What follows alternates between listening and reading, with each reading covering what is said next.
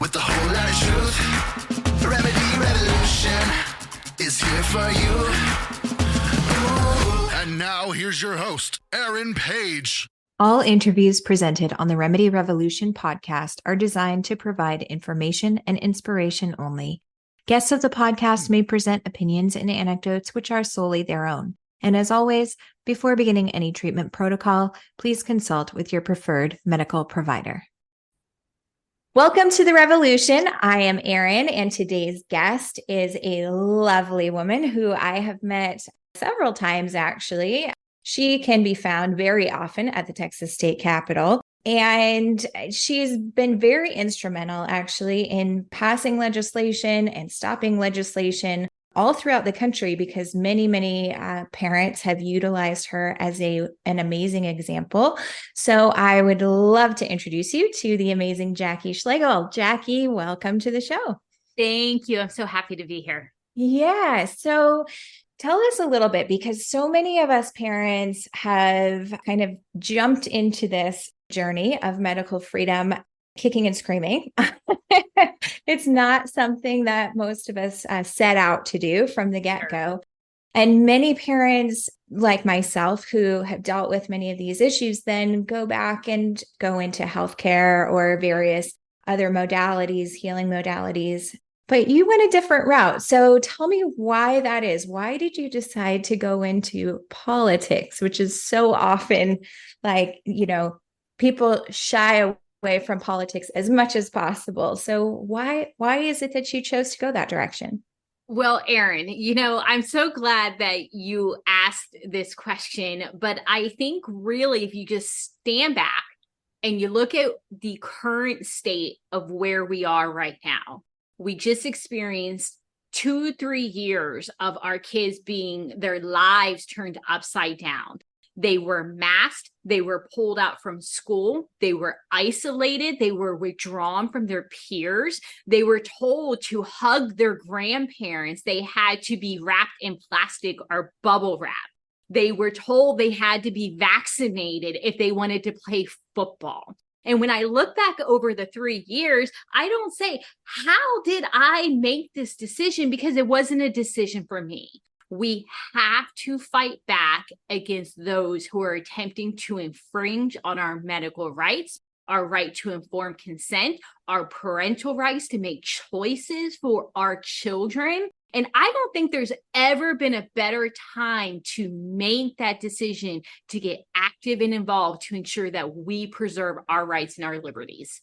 So looking back at the very inception of what you started to do at the Texas State Capitol, I, on the other side of the country in California, was dealing with so much of the issues that we were dealing with there. Now, one of the things that really upset me about what went on in California was the fracturing of so many of these groups that had organized initially and had a lot of momentum, and then ended up fracturing. So how was it that you were able to remain united in the state of Texas and to have the successes that you ultimately have had?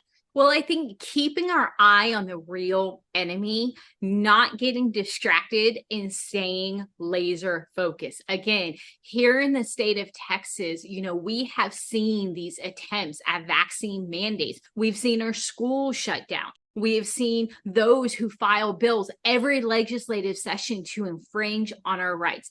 That's my number one concern. And that should be the number one concern of every parent, every advocate, every advocacy group needs to remember what just happened the last 3 years. And also remember that this has been going on a lot longer than just the last 3 years, but that needs to be at the forefront of our efforts. They have continually just tried to infringe on our rights and our medical freedoms and liberties, our constitutional rights to vaccine freedom of choice.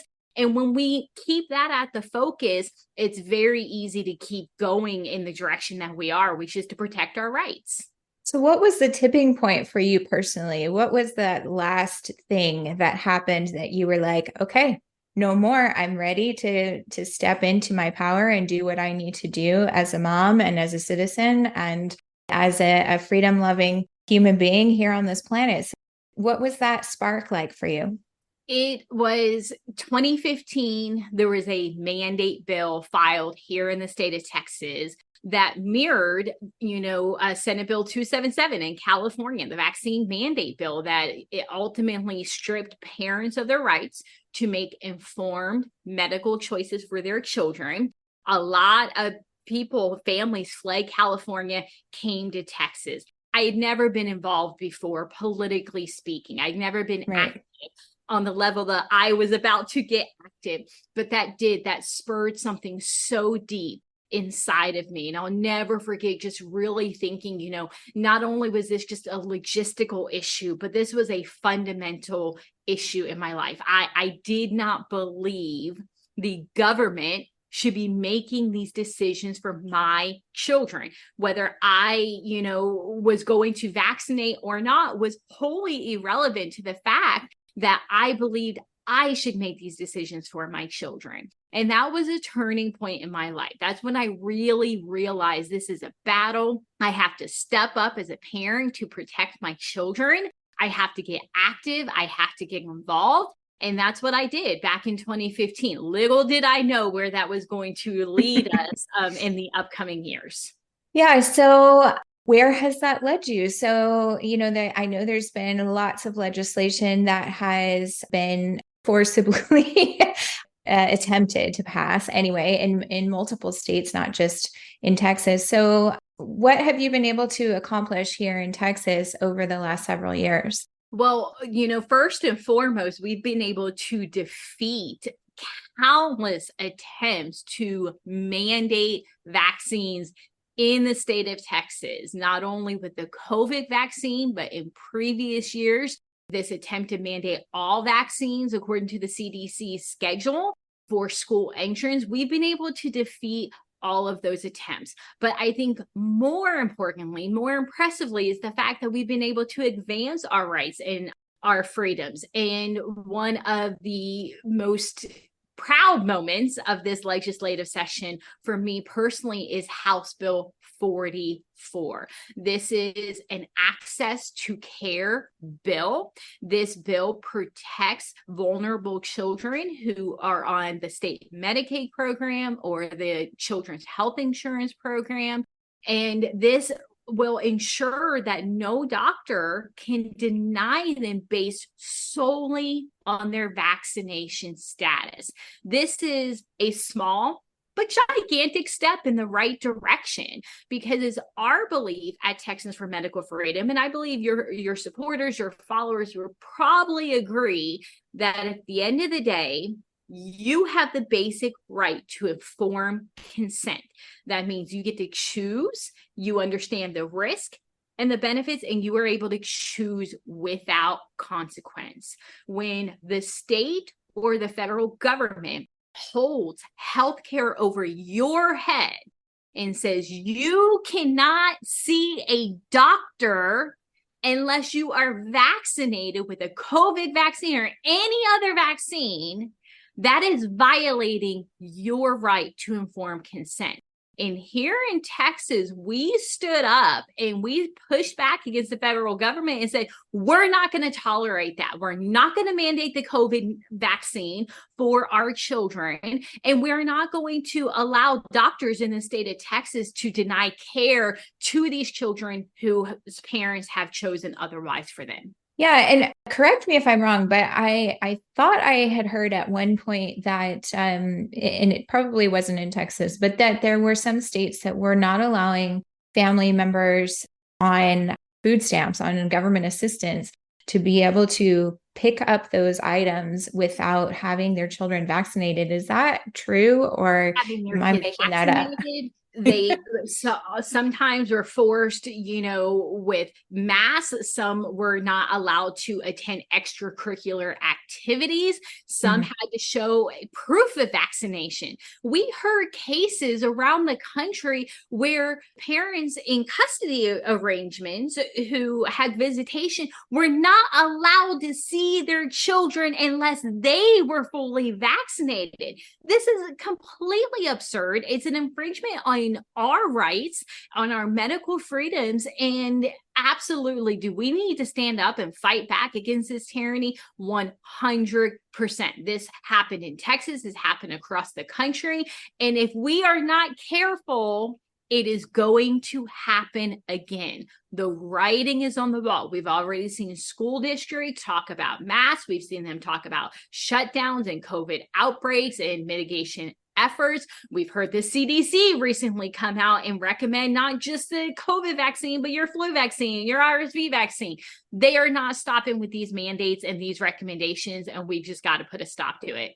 Yeah, I just also heard something as well about, and then maybe this is a little bit off topic, but the masking in the schools, for example, how that was precipitated by a need for school districts to fulfill their agreement because of the government monies that were sent to these particular districts. And so the monies were sent to provide things like masks, but that was a condition of that money. So once the money was already lent, then they were essentially in the hole. They had already spent it, right? And at that point, they were told that part of the agreement is you must mask your children. And so, again, like I see how all of that plays a role, like masking in this particular instance seems to be the gateway drug, if you will, into, forcibly mandating additional, requirements on people. Would you agree with that? I think what's cool about that is what you have also seen is parents rising up all across the country saying, you are not going to mask my child. You are not going to shut down schools and send them back behind a computer. Look, test scores have been down. Social development benchmarks and milestones are not being met. The rate of which kids are being referred to speech pathologists is unlike anything we've ever seen before. But parents are seeing this. They're seeing what's happening roll out. They're relying on their experience the last 3 years, and they're getting active and involved. They're showing up to their school boards. They're showing up in their city councils. They're getting to the state legislature and saying, not on my watch. It does not matter what our local officials say, what our school board says, what our legislature, and what the federal government tries to cram down our throats. We're not having it. These are our children. They have a right to education. They have a right to their communities. They have a right to socialization. And we're going to stand up and fight back for our children and make sure that their rights are protected. So being that here at the Remedy Revolution, we're focused on how do we remedy the situation, right? So how do parents get involved, not only here in Texas, but, I think a lot of people, like I mentioned in California, were very willing to jump into the fight, but they didn't know where to start. They didn't know who to turn to. There were multiple organizations and people felt like they were being pulled every which way and in many different directions. And, there was guidance coming from these various organizations, which contradicted each other. So, how do people get started and how do they organize in a meaningful way, in a way that really unites people instead of starts these kind of little infights and things when ultimately we're all fighting for the same thing, right? So I think it's really important to present that united front. What would be your words of recommendation for parents that are looking to get involved? Sure. Well, first, I really hope everybody, no matter where you are, what state you are in, please follow me. Come to TexansForMedicalFreedom.org, because not only, are we putting out a lot of great content as far as protecting our rights, we do it in a way that here in Texas, we've built bridges, we've built relationships, and I love to talk about medical freedom advocacy. That is my heart. That is my passion. I live medical freedom advocacy. And so I want to share my tips with you. And I want to share with you how we're being successful here in Texas. And no matter where you are in the country, in the world, I believe you can learn from what we're doing here in Texas. As far as individuals getting involved in their state or their, wherever they are in their local community, pick the organization that shares the same values that you have, because they are going to vary slightly. So find one that you aligned with their values, show up, get active and involved. If they are encouraging good advocacy, this is kind, this is respectful, this is factual, that's what you're looking for. You want to show up to the Capitol, you want to show up to your school board meetings, and you want to be fierce, and you want to drive your message home, but you want to do it in a respectful manner. And so it's very easy to weed out who's not doing that when you show up in person, you get active and involved. And there might not be an organization, and that's okay. You are more than capable of figuring out, and navigating those ropes and finding, how you can get involved in your local community. So talk to me about the first time you went to the Capitol. What was that like? I can only imagine. I've now been several times, both with your organization as well as, with Americans for Homeopathy Choice, run by another amazing advocate, Paula Brown. So both of you guys take a little bit of a different approach, but it's very similar as far as, what you guys are doing from creating a relationship standpoint, making sure that we're face to face, that we're talking to our senators, our elected officials, and, giving people the human stories, the human element to really relate to them as much as we can, because it's difficult. So back in 2015, I can only imagine what those conversations were like, because vaccines were like, and still are, but I think a lot of people are more vocal now. But back in 2015, I think it was like the politics and religion, like you don't talk about politics, religion, or vaccines. So how did you start? What was your very first visit like? So, the good news is things have changed so drastically that it's no longer like it's something that we're not allowed to talk about, right? Like back in 2015, talking about vaccine freedom of choice was really controversial. Now it's not. Everybody talks about it, even if they don't agree with you. So the good news is you can cross that fear off your list. But sure, walking into that building, look, I was completely overwhelmed. Here I am. I'm like, I'm a mom. I'm just a mom. I don't know really how to navigate this building, but it is very similar to navigating a doctor's office or your child's school where you're collaborating with the staff. At the end of the day, sometimes we look at these people in these positions and we think of them as authority figures, but we really fail to recognize that they are partners. Your doctor is your partner in your child's health. Your educator is your partner in ensuring that child has academic success. When you walk into that building, these elected officials work for you. They are there to listen to your concerns and to craft policy to protect your rights. Now, look, I believe in showing up, being kind, being respectful, being a resource to these offices. Over 6,000 bills can be filed in a given legislative session. They can't be experts on everything, but they know when Jackie Schlegel is in that building, they have a resource they can rely on who is dependable, who is factual, and who will deliver the message with kindness and compassion. So go in, it's a family affair, bring your kids, show up, engage with your elected officials, and do so like you would in any other manner. You're a resource here. You are bringing your concerns as a constituent. and you are concerned about the overreach of government into your home, how can we partner to protect the great state of Texas? All right. That being said, how many doors have you had slammed in your face? Initially, 2019 was a really bad year. I had a lot of doors slammed in my face. But I will tell you, this last legislative session, we had 9 Democrats who voted with us. If for your supporters or followers who might not know the political makeup, that was pretty impressive. Historically, this is not a group who generally aligns with us, but they really understood our access to care message. It resonated, and they ended up voting with us. So we have had some doors slammed, but again, my take is you can slam the door. I'm going to be back next week.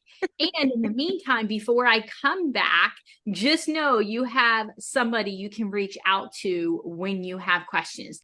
And I have gotten so many phone calls from legislators who have kicked me out of their offices, who have said really mean things to me, and said, hey, Jackie, this issue has come up. We would like you to come sit down and talk at the table with us. So don't take it personal. It happens to the best of us, but I don't believe that's going to happen to your supporters who show up and advocate. Yeah. And I do think that that's a big fear. I know for myself, there is also strength in numbers too. So I know one of your tactics is to organize several people, to break them up into groups, and then to have people go together into an office, which I will say is far less intimidating. When you enter an office, you don't know exactly what their stance might be. If you might get that door slammed in your face. That's a great question to start with. That is it's something that I do on a regular basis. Where do you stand on this issue? And you would be really surprised, even in offices that you think you're not going to get a warm reception. They might say, hey, my personal position is different than that of the office. Or my sister has a child who is harmed by their vaccines. What do you think about that? And so walking in, dropping those judgments at the door, asking them their perspective, and then sharing your heart with kindness and compassion, you can't go wrong. Right. Yeah. And so it's funny because, I often say that, I don't have any skin in the vaccine game because my son was never vaccinated, still ended up getting sick. But I also recognize that many of my clients who come to me are coming as, vaccine injured children. And so that's where my heart lies, is really, the fact of the matter is, even though my child wasn't harmed by vaccines because he didn't receive them, that doesn't mean that he wouldn't have been had he received them. And so, there still is a threat, like, we've experienced recently, obviously, where I do have fears that, somebody might come in and attempt to force vaccinate him. And in fact, that was one of the reasons I decided that we needed to get out of California. So California passed a bill. I can't remember. I think it was 1262. I'm not sure exactly, so don't quote me on that. But where they essentially were trying to say the public health officials could come door to door and force vaccinate. And to me, that was far more frightening than any of the school bills that they were trying to pass in California, and did pass in California, unfortunately. So what are the threats on the horizon? What are the things that we're looking out for in various states across the country, and obviously here in Texas? What do you see coming down the pipeline? Well, right now, I'm just greatly concerned when I flip on the news. Again, there's no shortage of Fauci, of Biden, of Mandy Cohen, the newly appointed director of the CDC, encouraging masking and virtual learning and social distancing and vaccine mandates. So if I had, one message that I would drive home, is we cannot allow a repeat of 2020 ever again. We can't allow it this election cycle. We can't allow it 5 years from now. We have to stop it dead in our tracks. And then when we stop it dead in its tracks, because we're not going to put up with this. We're going to stop it. We have to be vigilant to look at these small stepping stone bills and these, smaller infringements to your right to informed consent, to your medical privacy, again, to your, vaccine freedom of choice. 2 years ago, we narrowly passed a ban on vaccine passports. This means we were days, weeks away from a statewide system that would have required you to show proof of vaccination to get into the grocery store, to get into, any other place in your community. We actually saw this happening in Austin, where these types of mandates and requirements were being rolled out. And fortunately, not only did our governor step up, but our legislature ultimately stepped up and said, we're not going to have this. We are going to stop these vaccine passports dead in their tracks.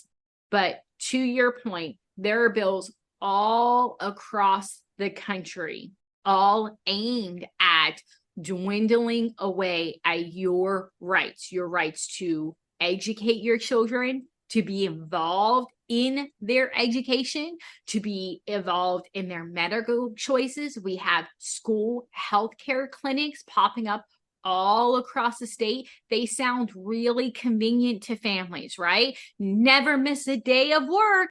Keep your child in school, but ultimately you are disconnecting from your role as a parent. So the best thing you can do is be active and involved and ask questions in every part of your child's life. Do not hand that role over to the government. They have not earned it. Oh, absolutely. You give an inch and they take a mile. And I think, the key at this at this season, whatever it holds here in the future, is for people to align with their values and to not compromise. And, I think a lot of times, people going back to 2020 who felt that they were forced to be vaccinated or forced to be masked or any of those kinds of things, they were never forced. You made a choice. As difficult as that is to hear, they did make a choice. They made a choice to go against what they believed deep in their soul was the right thing to do. And unfortunately, if we allow that to happen again, if people even just put on a mask to go into a store, it's a mask for convenience, really, is what it is. Like what we're talking about is I'm wearing a mask because I would like to go, grocery shopping in this particular store. Well, why are you supporting them? If they don't align with your values, then don't support them. I think it's really important that, we find community with each other. And, even if we need to, getting together and doing shopping trips together and showing the companies and corporations that, you don't operate within my body. And so you don't have the right to make those decisions.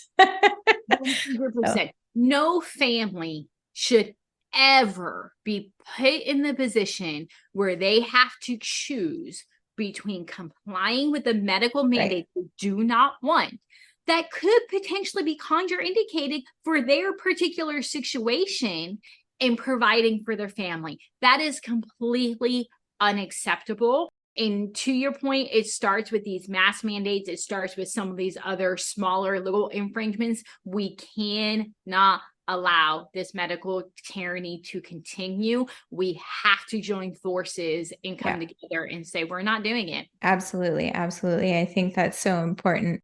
Okay. So moving forward, where can people find you and find all of the information that, you have so graciously given out to others who are looking to do the same thing? Maybe people that are wanting to start their own organization. Sure. So go to texansformedicalfreedom.org. That is the best place to sign up, get emails delivered straight to your box, and get on our list. Never miss an action alert. We're on Facebook. We're on Instagram. We're on X, I think it's called now. Used to be Twitter, now X. I'm on LinkedIn. You can reach out to me at Jackie at texansformedicalfreedom.org. Again, Jackie, Jackie at texansformedicalfreedom.org. I'm just getting started. This is just the beginning for me. I think I read a book a couple days ago and it said like the 10-year mark is where it's at. And I was like, wow, I'm 9 years in. So like in one more year, we're really going to take off here. But we've accomplished so much in the last 9 years. We're just getting started. And I want to personally connect with you and help you in any area that you want to learn to become a more effective advocate and a medical freedom advocate. I'm your girl. So speaking about medical freedom in general, are you looking to expand your scope beyond vaccines? Obviously, there are many other medical interventions that, are being maybe more forcibly attached to certain things, things like, you need to take this drug if you want to continue to be my patient, or, unfortunately, things like medical kidnappings happening for parents who decide they want to go a different route than what the doctor has recommended. So is that something that you're looking to expand into? We touch on a lot of these subjects, but ultimately to grow and expand, we need your support. We need people to be active and show up and get involved and donate, because it does cost to go down to Austin and to pass bills and to expand our influence. So as we gain more supporters and more donors, absolutely, you're going to see us continue to build out in how we effectively advocate for medical freedom. That's awesome. Okay, Jackie. So you're going to be in the hot seat now. So I'm excited about this. I've got my notes. Yeah, okay. So I ask all of our guests a series of 8 questions. These are just designed to be fun and interactive and to allow you to get to know our guest a little bit better, a non-professional type setting, something a little more relaxed. So, Jackie, if you could choose only one natural remedy for the rest of your life, what would it be? So I live on Enzymedica enzymes. I have to have my enzymes. I take my enzymes everywhere. I live on them. They have done so much for my health and my healing. And so my enzymes, specifically Enzymedica for me. Awesome. Tell us something most people don't know about you. I think people are going to be shocked by this one because I talk a lot, but I love silence. Absolutely love silence. I need silence. I crave silence. When I don't have it, I'm not the best person. So that's something I try to incorporate into my wellness routine, is having a little bit of silence every day. That's awesome. Yeah, that kind of introvert, extrovert kind of a thing for sure. Very cool. So if I were to compile a playlist of happy music, which Dr. Jim Meehan says I should do, but we'll see what happens. What song would you suggest be added? So I have very eclectic, taste in music. I like a wide variety of music, but I had to look at this from my kids' perspective. And if there was any music that really makes me happy and kind of laugh, it would have to be probably something by George Strait or Johnny Cash. I love both of them. I'm a huge Johnny Cash girl. And so just about anytime Johnny Cash comes on, I'm smiling. I love it. And so really, you can't go wrong with Johnny Cash. No, you cannot. I would agree with that. We should go to a concert sometime. We've got similar tastes in music. Awesome. Okay, so what's your favorite guilty pleasure, Jackie? Hey, I had to think hard about this because I'm just going to be honest and tell you, I don't have a guilty pleasure. I was kind of like Googling, well, what are guilty pleasures? And I couldn't come up with anything. But something that is probably unique that not a lot of people are going to relate with is I love to clean my house. And so like Saturday morning, my kids, they don't like to be around me on Saturday morning because I wake up and the only thing I want to do is get into a zone, just OCD my little heart out and clean everything top to bottom. And that brings me so much peace. So I don't watch TV. I don't have, things I binge, but I do obsessively clean. So that's kind of that's my me time. I'll send you my address later. I get that a lot. People say that. Okay, so what's the most influential book you've ever read? Hands down, without a doubt, Boundaries by Henry Cloud. Yeah, Henry Cloud. Just, I love all of the books that he has written, but it all started with Boundaries. And it's just such a great book. And it's something that we need to teach our children, and really just has transformed my life. Awesome. I'll have to look at that one. I haven't heard of that. Okay, what does the word revolution mean to you? So I think in today's world, everybody's fighting for some sort of change, right? Like, it just seems like everybody wants some sort of change and something that they're passionate about. And I really see the revolution for me as getting back to the basics of life: faith, family, freedom. These are things that really are counter to the culture that we see today.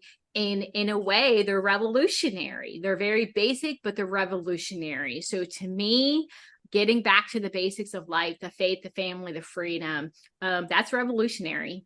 Well, and isn't that what the Revolutionary War was all about too? Right? Awesome. So what does the word remedy mean to you? To me, remedy is the least invasive way to perpetuate healing. So I always look at it through that lens, with any procedure that we are going to do. What is the least invasive way to fix this, to remedy this? Yeah, absolutely. And if you could impart one piece of wisdom to our listeners, what would that be? We've talked about it a lot in this podcast, but medical freedom is a constitutional right. There has never been a better time to get active and involved and to fight for our rights. The attempts of the government, the CDC, they are not stopping. They are coming after you. They are coming after your children, and they are not going to stop until they get full compliance. We must stand up.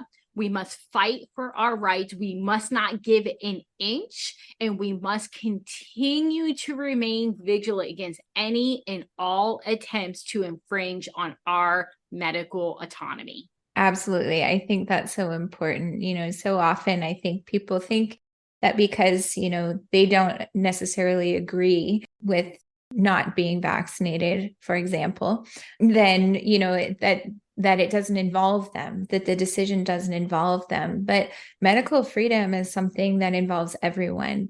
You have the ability to make the choice to get vaccinated, and you should allow other people to make the choices for themselves, for their bodies, the decisions that, they come to, and often in conjunction with their doctors. I think that's super important. Sure. I think, once you hand that right over, you cannot easily get it back. So even if you're somebody who has gotten the vaccine, you've gotten your boosters, we want to protect that right for your choice. But what you need to remember is, once you hand over the right to make that choice, you're in essence handing it over for the decisions to come. We've got to stop. We got to push back against that. And we have to say, this is my choice between me, my chosen medical professional, and the government has no role in that. Absolutely. So thank you so much, Jackie Schlegel, for being on the show. Everybody, please go to texansformedicalfreedom.org. Contact Jackie, get in touch with her. She's amazing. She's brilliant. And she has definitely been a guiding light for so many in the medical freedom movement. Thanks so much, Jackie. It was a lot of fun. Thank you so much. Take care, everyone.